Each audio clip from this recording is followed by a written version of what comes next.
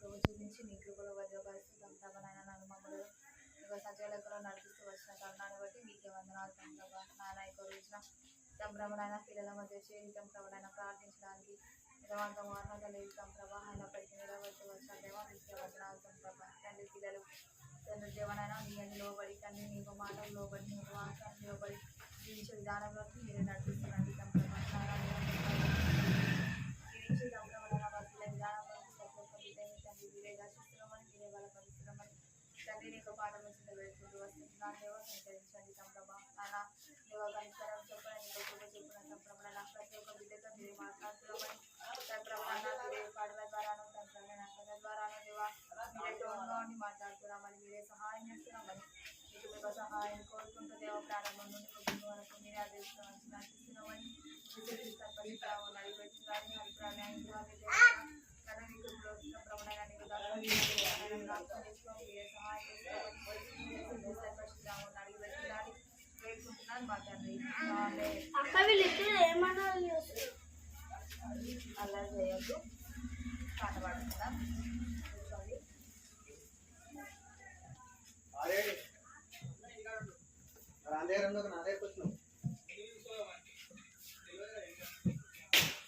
First నేను అనిపిస్తా అనండి తర్వాత పాడుతున్నాను కాపాడును కాపాడును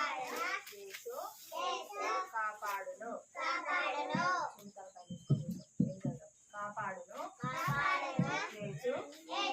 కాపాడును కాపాడును నిన్ను నన్ను ప్రేమతోడ కాపాడును నిన్ను నన్ను ప్రేమతోడ కాపాడును కాపాడును యేసు కాపాడును కాపాడును యేసు కాపాడును నేను నన్ను ప్రేమతోడ కాపాడును నిన్ను నన్ను ప్రేమతోడ కాపాడును కాపాడును యేసు కాపాడును కాపాడును యేసు కాపాడును నిన్ను నన్ను ప్రేమతోడ కాపాడును నిన్ను నన్ను ప్రేమతోడ కాపాడును కాపాడును యేసు కాపాడును కాపాడును యేసు కాపాడును నిన్ను నన్ను ప్రేమతోడ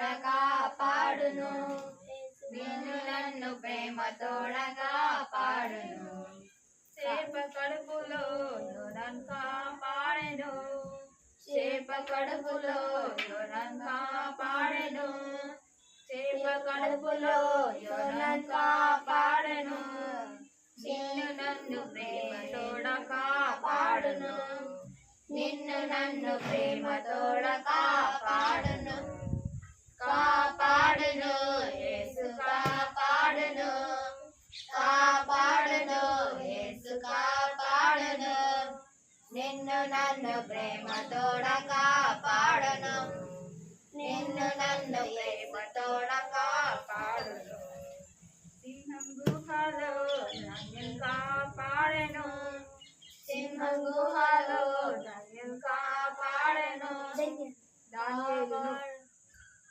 సింహం గుహలో నన్ను కాపాడెను నిన్ను నన్ను ప్రేమతోడ కాపాడును నిన్ను నన్ను ప్రేమతోడ కాపాడును కాపాడును యేసు కాపాడును కాపాడును యేసు కాపాడును నిన్ను నన్ను ప్రేమతోడ కాపాడును నిన్ను నన్ను ప్రేమతోడ కాపాడును చేప కడుపులో యోనను కాపాడెను చేప కడుపులో యోనను కాపాడెను నిన్ను నన్ను ప్రేమతోడ కాపాడును నిన్ను నన్ను ప్రేమతోడ కాపాడును కాపాడును యేసు కాపాడును కాపాడును యేసు కాపాడును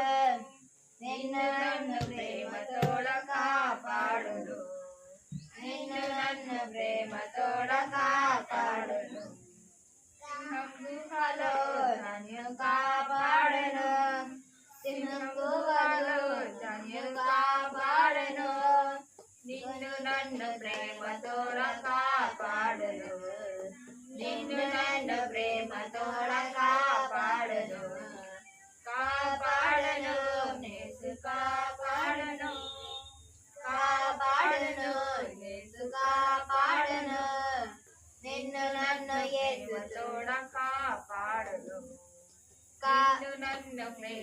తోడ కాపాడు.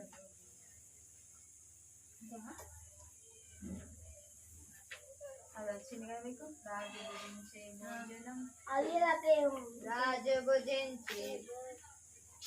రాజు భుజించే భోజనం,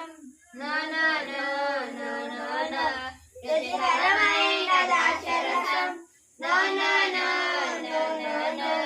రాజు భుజించే భోజనం,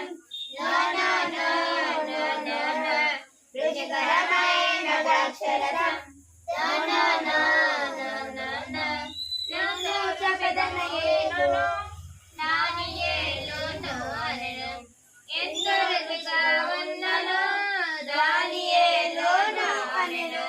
అపవిత్రముగా కాకుండా ఆకుకూరలు చాలనెను, అపవిత్రముగా కాకుండా ఆకుకూరలు చాలనెను.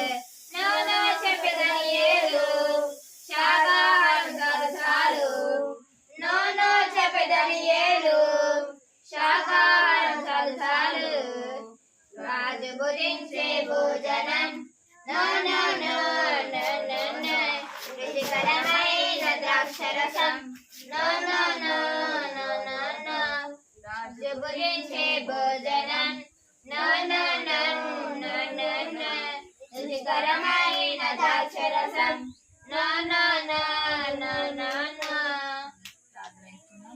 అక్క ఒక పాట పాడుతుంది.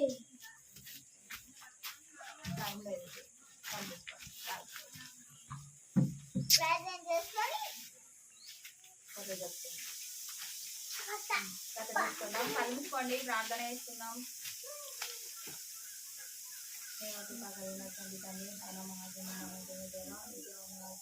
పిల్లలు చక్కగా పాడగలడానికి దేవా మీరే తగిన కృపనిచ్చినందుకే మీకు వందనాలు ప్రభా. చాలా ముందున్న సమయాన్ని జీవితం ప్రధాన జీవిస్తున్నామని దేవానికి పాలవేసుకుంటూ ప్రాంతం ప్రభావాన్ని చెప్పగలిగినాన్ని దేవాలన తల్లి మీకు దూరంగా వాడుతున్నాను. తల్లి మీ రాష్ట్రాన్ని దాన్ని బలపరుస్తున్నామని తల్లిదండ్రుల పిల్లలకు అర్థమయ్యే విధానంలో చెప్పగలిగినట్టు మీరు కనుక మీకు సహాయాన్ని సంప్రమణ రాష్ట్రానికి వేస్తున్నామని తల్లి మీకు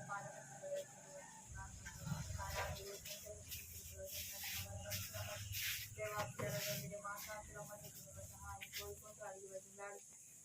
పరిశుద్ధ ఉన్న వేడుకుంటున్నాను మా తండ్రి.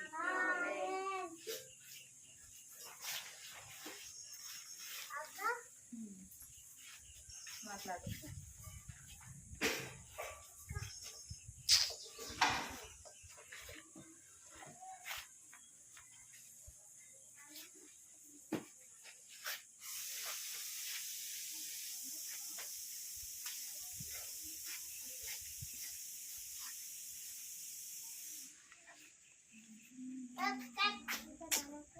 మాట్లాడకుండా కూర్చోండి.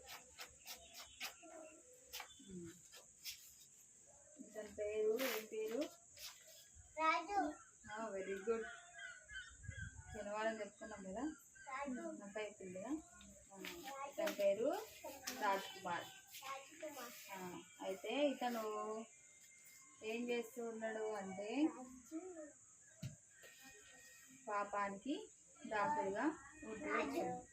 ఫస్ట్ రాజు అంటే రాజ్యాన్ని ఏలేటువంటి వాడిగా రాజకుమారునిగా ఉండాలి కదా. కానీ ఇతను ఎవరి కుమారుడిగా ఉన్నాడు? సాతానికి దాసునిగా, పాపానికి దాసునిగా ఇతను జీవిస్తూ వచ్చిండు రాజకుమార్. అయితే రాజకుమార్ అంటే రాజుగారి కుమారుడు. రాజుగారి కుమారుడు రాజు యొక్క కుమారునిలాగా ఉండకుండా పాపానికి లోబడి పాపం చేసుకుంటూ అతను జీవిస్తూ వచ్చిండు. అయితే ఇతన్ని చూసి దేవునికి ఇష్టం అనిపిస్తుందా? ఇష్టం అనిపించారు కదా. మనం దేవునికి తగ్గట్టుగా, అమ్మ నాన్నలకు తగ్గట్టుగా ఉండకపోతే వాళ్ళు చాలా బాధపడతా ఉంటారు కదా. బాధపడతారా, సంతోషిస్తారా? బాధపడతా ఉంటారు కదా. మరి మనము దేవునికి తగ్గట్టుగా, మన తల్లిదండ్రికి, అమ్మ నాన్నలకు తగ్గట్టుగా మనము విధేయులుగా జీవిస్తూ ఉండాలి. కానీ రాజ్కుమారు తన రాజుకి అంటే వాళ్ళ నాన్నకి విధేయుడిగా జీవించకుండా అవిధేయుడిగా జీవిస్తూ వచ్చిండు. ఈ రాజ్కుమారు పాపానికి దాసుడిగా ఉంటూ వచ్చిండు. అయితే దేవుడు మొదట తాను ప్రేమించి తన స్వరూపం చొప్పున ఫస్ట్ మన పితరులైనటువంటి ఆదాముని అవ్వని సృష్టించిండు కదా. ఆదాముని అవ్వని సృష్టించినప్పుడు దేవుడు తనతో సహవాసం చేయడానికి, తనతో పాటు కూడా ఈ ఆదాము అవ్వలు సహవాసం చేయడానికి ఈ దేవుడు తన స్వరూపం చొప్పున తన పోలిక చొప్పున ఆదాము అవ్వల్ని ఇద్దరిని కూడా సృష్టించిండు. ఇద్దరిని సృష్టించినప్పుడు వాళ్ళు దేనికి లోబడి జీవిస్తూ వచ్చిర్రు? పాపానికి లోబడి జీవిస్తూ వచ్చింది. పాపం అంటే పెద్దది కాదు, చిన్న ఆజ్ఞ తప్పిపోవడం కూడా పాపం. ఆజ్ఞాతిక్రమమే పాపం. పాపం చేసే ప్రతి వాడు కూడా దేనికి పాత్రుడు? నరకానికి పాత్రుడు. అయితే ఈ రాజ్ కుమార్ కూడా పాపంకి లోబడి జీవిస్తూ వచ్చిండు. ఇప్పుడు ఇతని లోపల ఏమున్నట్టు? పాపం ఉన్నట్టు. పాపం అంటే అబద్ధాలు, మోసాలు, అదేవిధంగా దొంగతనాలు, ఇంకా బిస్కెట్లు దొంగతనం చేయడం, అదే దొంగతనం చేయడము, ఇంకా బూతు మాటలు మాట్లాడడము, ఇంకా ఎదురు మాట్లాడము, ఇంకా చెప్పిన పని చేయకూడదు, ఇంకా చెప్పిన మాట దేవునికి విరోధమైనటువంటి చేసే ప్రతి పని కూడా పాపమే. ఆ విధంగా పాపానికి లోబడుతూ వచ్చిండు ఈ రాజ్ కుమార్. అంతే కాకుండా ఈ పాపానికి లోబడి జీవిస్తూ ఇంకా అతను పాపంలోనే ఉంటూ వచ్చిండు. కానీ ఈ పాపానికి లోబడి జీవిస్తూ ఉంటే వాళ్ళ తండ్రికి ఇష్టం అనిపిస్తుందా? ఇష్టం అనిపించదు కదా. మరి దేనికి లోబడి జీవిస్తే ఇష్టం అనిపిస్తుంది? దేవునికి లోబడి జీవిస్తే ఇష్టం అనిపిస్తుంది. కానీ ఇంకా ఒక రోజు ఈ రాజ్ కుమార్కి తెలిసి వస్తుంది, అయ్యో నేను పాపంలో జీవిస్తున్నాను కదా, పాపానికి లోబడి జీవిస్తున్నాను కదా, సాతాను కార్యాలు అన్నీ కూడా చెడ్డ పనులు, చెడ్డ ఆలోచనలు, దొంగతనము, అబద్ధాలు అవన్నీ కూడా నాలో ఉన్నాయి కదా, మరి వాటన్నిటి నుండి నేను విముక్తిని పొందాలి. నాకు ఈ పాపం నుండి ఎవరు జయిస్తారు? ఈ పాపం నుండి నాకు విడుదల ఏ విధంగా వస్తుంది అని అతను తనలో తాను తెలుసుకుంటా ఉంటాడు అనమాట, ఆలోచిస్తూ ఉంటాడు. అయితే మనకు బైబిల్ ఏం చెప్తుంది? పరిశుద్ధత లేకుండా దేవుణ్ణి ఎవరు చూడలేరు. పరిశుద్ధత కలిగి ఉంటే అప్పుడు మనము దేవుణ్ణి చూస్తాం. ఇవన్నీ కూడా మన లోపల అబద్ధాలు, మోసాలు, అదేవిధంగా చెడ్డ ఆలోచనలు, దొంగతనాలు ఇవన్నీ ఉన్నాయనుకోండి, అప్పుడు మనము ఎన్ని మంచి పనులు చేసినా, మనుషుల ఎదుట ఎంత మంచిగా ప్రవర్తించినా, దేవుని ఎదుట మాత్రము మనము ఏంటిదో మనకు తెలిసిపోతుంది కదా. మనం ఏంటిది అనేది దేవునికి తెలిసిపోతుంది కదా. మరి ఇప్పుడు మన మంచి పనులు అన్నీ కూడా ఏమైపోతాయి? అపవిత్రం అయిపోతాయి.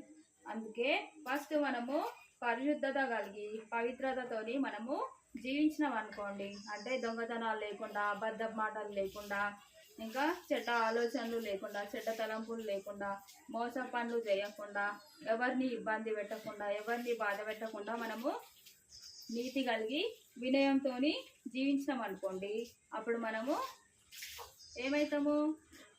దేవునికి పరలోక రాజ్యంలో చేరుతాం. పరలోక రాజ్యంలో చేరాలంటే ఒక చిన్న అబద్ధం ఆడిండు అనుకోండి. ఒక వ్యక్తి ఒక చిన్న అబద్ధం ఆడితే అతను పరలోక రాజ్యానికి చేరుతాడా? చేరాడు కదా. నువ్వు చిన్న అబద్ధమే ఆడినావు కదా, రానా అన్నారా అంటాడా దేవుడు? అన్నాడు కదా. చిన్న అబద్ధమైన పెద్ద అబద్ధమైన అబద్ధమే కదా. కాబట్టి మనం అబద్ధాలు ఆడకుండా, మోస పనులు చేయకుండా, దొంగతనాలు చేయకుండా పరిశుద్ధత కలిగి ఫస్ట్ జీవించాలి. ఇతను బైబిల్ని చదువుతా ఉన్నాడు కదా. బైబిల్ మనకు ఏం సూచిస్తుంది? పాపం చేయకుండా పరిశుద్ధత కలిగి జీవించాలి అని సూచిస్తుంది కదా. నేను పరిశుద్ధుడనై ఉన్నాను కనుక మీరును పరిశుద్ధులై ఉండుడి. అంటే దేవుడు పరిశుద్ధంగా ఉన్నాడు, మనకు మాదిరిగా ఈ లోకంలో మొదట జీవించుండు, పరిశుద్ధత కలిగి జీవించుండు. దేవునిలాగే ఆయన మనస్సు మనము ధరించుకొని ఆయనలాగే మనం కూడా పరిశుద్ధంగా జీవించాలి. పరిశుద్ధంగా జీవిస్తేనే పరలోక రాజ్యానికి వెళ్తాం. పరిశుద్ధంగా జీవించలేమనుకోండి, అప్పుడు దేనికి వెళ్తాము? నరకానికి వెళ్తాడు. ఇంకా ఇతను అయ్యో నేను పాపంలో పడిపోతున్నా, రోజు రోజుకి పరిశుద్ధంగా ఉండలేకపోతున్నా, ఈ పాప పనులు నన్ను రోజు కూడా వెళ్తా ఉన్నాయి, నేను ఏం చేయాలి అని తను ఆలోచించుకొని కొన్ని మంచి పనులు చేస్తూ ఉంటాడు అనమాట. అంటే అక్కడిక్కడ ఇప్పుడు పెద్ద పాపాలు చేసింది అనుకోండి, ఒక వ్యక్తి పెద్ద పాపాలు చేసిన తర్వాత అతను ఇప్పుడు పుష్కర స్నానాలు ఉంటాయి కదా, పుష్కర స్నానానికి వెళ్ళి పుష్కరంలో అంటే గోదావరిలో పుష్కర స్నానాలు 12 సంవత్సరాలకు ఒకసారి వస్తాయి కదా, ఆ పుష్కరాలకు వెళ్ళి పుష్కరాల స్నానం చేసుకొని వస్తే ఆ పాపాలన్నీ పోతాయని అంటారు కదా, అంటారా? విన్నారా? పుష్కరానికి వెళ్ళి అంటే ఎన్ని పాపాలు చేసినా సరే ఆ పుష్కరాలకు వెళ్ళి స్నానం చేసుకుంటే వాళ్ళ పాపాలన్నీ పోతాయని నమ్ముతారు అనమాట. ఇతను కూడా పాపాలన్నీ కూడా పోవాలి అని స్నానాలు చేస్తూ ఉన్నాడు. అదేవిధంగా పంచకార్యాలు చేస్తూ ఉన్నాడు. వేరే వాళ్ళకి దాన ధర్మాలు చేస్తూ ఉన్నాడు. వేరే వాళ్ళకు ఎన్ని దాన ధర్మాలు చేసినా, ఎన్ని స్నానాలు చేసినా, ఎన్ని పుష్కరాలకు వెళ్ళినా కూడా లోపల అపవిత్రత ఉందనుకోండి, చెడ్డ హృదయం ఉందనుకోండి, అప్పుడు అవన్నీ కూడా ఏమైపోతాయి?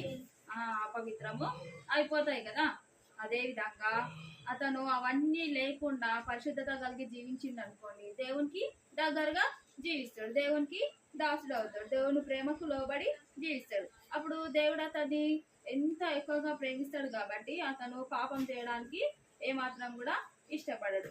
మనం దేవునికి దూరం అవుతున్నాము రోజు రోజుకు అని అంటే దాని అర్థం ఏంటిది? మన లోపల పాపము ఉందని అర్థం.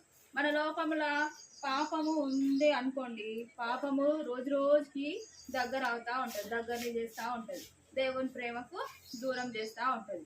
పాపం అనేది మనకు దగ్గర అయింది అనుకోండి, అప్పుడు మనలో నుండి దేవుని మహిమ పోతూ ఉంటుంది, దేవుని ప్రేమ పోతూ ఉంటుంది. ఆ విధంగా మనము పాపానికి లోబడకుండా నరకానికి పోతాం. పాపానికి లోబడి జీవిస్తూ ఉంటే పాపం రోజు రోజు మనల్ని వెళ్తూ ఉంటే అప్పుడు ఈ విధంగా అగ్నిగుండంలో పడిపోతాం చివరికి వచ్చేసరికి. ఇతను ఈ రాజ్ కుమారు తను పాపంకి లోబడి జీవిస్తున్నానని అతనికి అర్థమైంది కాబట్టి అతను వెంటనే మోకాలుని ప్రార్థిస్తూ బైబిల్ చదువుకుంటూ ఉన్నాడు. ఇక్కడ బైబిల్ చదువుతున్నాడా?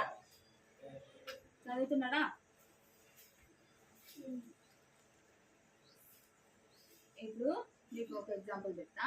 ఒక అతను చాలా కంపుగా ఉంటాడు.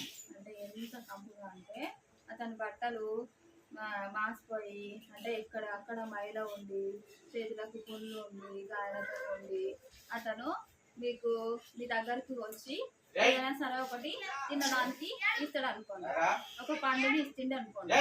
ఇక్కడ చూడండి, ఇక్కడ వినండి. ఒక అతను మురికి బట్టలు వేసుకొని చాలా అసహ్యంగా వాసన వస్తూ ఉంటుంది అనమాట. అంటే చాలా కంపుగా వాసన వస్తూ ఉంటుంది. మీరు అతను మీ దగ్గరికి వస్తూ ఉన్నప్పుడు మీరు మీ దగ్గర ఉప్పు పూసుకున్నా కూడా వాసన ఎక్కువగా వస్తుంది అనుకోండి. అప్పుడు అతను ఒక మంచి ఫ్రూట్ని, నిగనిగలాడే ఫ్రూట్ని తీసుకొని, ఒక పండుని తీసుకొచ్చి మీకు ఇచ్చిండు అనుకోండి. అప్పుడు మీరు తీసుకోవడానికి ఇష్టపడతారా? ఇష్టపడదు కదా. మరి మనం కూడా మన లోపల చెడ్డ కార్యాలన్నీ పెట్టుకొని మనుషులందరి ఎదుట మంచిగా ప్రవర్తించినాం అనుకోండి, అప్పుడు దేవునికి ఇష్టకరమైన కాదు కదా.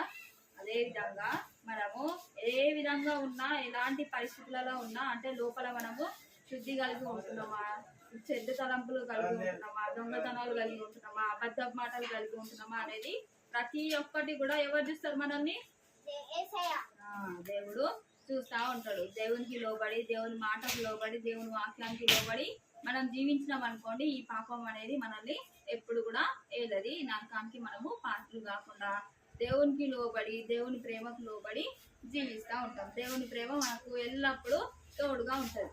దేవుని ప్రేమ మనకు ఎల్లప్పుడూ తోడుగా ఉందనుకోండి, దేంట్లో అయినా సరే విజయము మనదే అవుతుంది. ప్రార్థించుకుందామా? దేవా, నేను పాపంలో పడిపోకుండా నాకు సహాయం చేయి తండ్రి అని ప్రార్థించుకుందాం. దేవా, పాపినైనా నన్ను కరుణించుము. ఇతను పాపాల నుండి అతను జయాన్ని పొందాలి అనుకున్నప్పుడు అతను ఇంకా ప్రార్థించుకొని అతను బైబిల్ చదువుతా ఉన్నాడు రాజ్ కుమార్.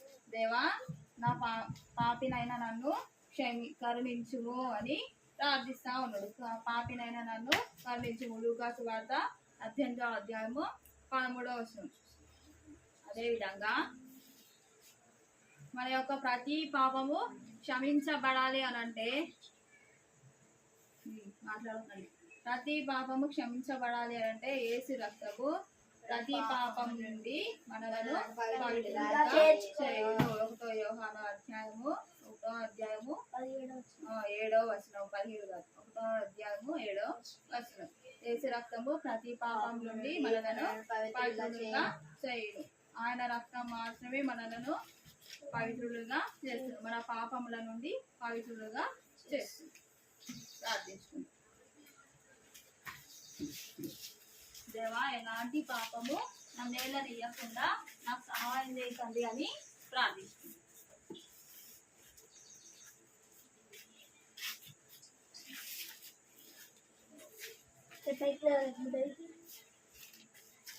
నోకల పైన ఉండదు. 1 2 3 కలుసుకోండి. కలిగిన తండ్రి తల్లి, నాయన మహాగణమాన దేవ, మీకే వందనాలు. నాయన రాజ్ కుమార్ పాపాన్ని దాసులుగా చెల్లించిన ప్రతి పాప స్థితిలో ఉన్నప్పుడు తండ్రి దేవనని ఏ విధంగా ఉంటూ వస్తారో చేస్తూ వచ్చారు. అలా నీకు రాజ్యాంగంతో వాసులుగా ఉండడంతో ప్రవడన నేను ప్రవడన తండ్రి దేవన నీకు మంచిగా పరిశుద్ధులుగా తండ్రి దేవ జీవించగలగడానికి దేవ మీకు కృప్సాయం ఆయనలో దయచేసిన మీరే కనుకరించి ప్రవడన మీరు లోకంలో ఏ విధంగా జీవిస్తూ వచ్చారో ప్రవడన బట్టి మనుషులను ధరించుకొని ప్రభా నాన్న మేము కూడా జీవించగలను మీరే కృప జీవించండి ప్రభా. తండ్రి దేవనాన్న నీకు ధన్యతలో గీతం ప్రభా నీకు కృపలో తండ్రి దేవనాన్న నన్ను మమ్మల్ని జ్ఞాపకం చేసుకోమని మీరే సహాయం చేస్తున్నామని తండ్రి దేవనాన్న పిల్లలందరికీ మీరే తోడుగా ఉండి తండ్రి దేవ మాట్లాడుతూ వచ్చిన విధానం కొరకే తండ్రి నీకే వందనాలు చెల్లించుకుంటూ తండ్రి ముందున్న సమయాన్ని కష్టాలకు అప్పచెప్పుకుంటూ దేవ ఎలాంటి పాపము తండ్రి మమ్మల్ని నేడనీయకుండా తండ్రి మీరే కృప చూపించి సహాయం చేస్తున్నామని మీరే మమ్మల్ని బలపరుస్తున్నామని యేసుక్రీస్తు పరిశుద్ధ నామమున అడిగి బ్రతిమలాడి వేడుకుంటున్నాను మా తండ్రి. ఆమేన్.